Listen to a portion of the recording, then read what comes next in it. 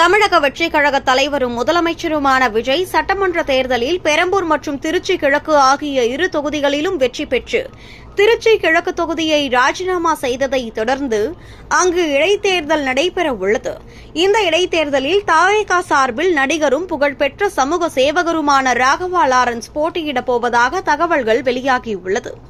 இது மக்கள் மத்தியில் பெரும் வரவேற்பை பெற்றுள்ளது. விஜய் மற்றும் ராகவா லாரன்ஸ் இடையேயான நல்லுறவு மற்றும் பொதுவான சமூக அக்கறை இந்த முடிவுக்கு அடிப்படையாக அமைந்துள்ளது. ராகவா லாரன்ஸ் தமிழ் சினிமாவில் நடிகர், நடன இயக்குனர் என பல முகங்கள் கொண்டவர். ஆனால் அவரது உண்மையான புகழ் அவரது சமூக சேவையில் தான் இருக்கிறது.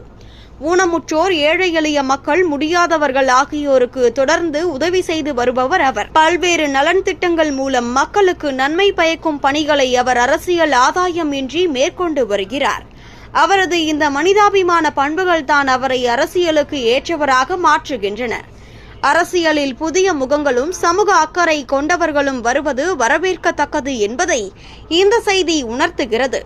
ராகவா லாரன்ஸ் தனது குரு ரஜினிகாந்திடம் அரசியல் நுழைவு குறித்து ஆலோசனைகள் கேட்டதாகவும் தகவல்கள் வெளியாகியுள்ளன. விஜயுடன் ராகவா லாரன்ஸ் ஒரு படத்தில் இணைந்து பாடல் ஒன்றில் நடனமாடியுள்ளார். இது இருவருக்கும் இடையேயான நட்பை வலுப்படுத்தியுள்ளது. மேலும் தேர்தல் முடிவுகளுக்கு பிறகு ராகவா லாரன்ஸ் விஜய்க்கு ஆதரவு தெரிவித்து பதிவுகளை வெளியிட்டிருந்தார். மக்கள் தீர்ப்பு மகேஷன் தீர்ப்பு என கூறி மக்களின் விருப்பத்தை மதிக்க வேண்டும் என அவர் வலியுறுத்தியிருந்தார். இந்த நல்லுறவு தற்போது அரசியல் கூட்டணியாக மாறுவதற்கான வாய்ப்புகளை உருவாக்கியுள்ளது. திருச்சி கிழக்கு தொகுதி மக்களுக்கு ராகவா லாரன்ஸ் போன்ற ஒரு சமூக சேவகர் வேட்பாளராக வருவது பெரும் வரப்பிரசாதமாக அமையும்.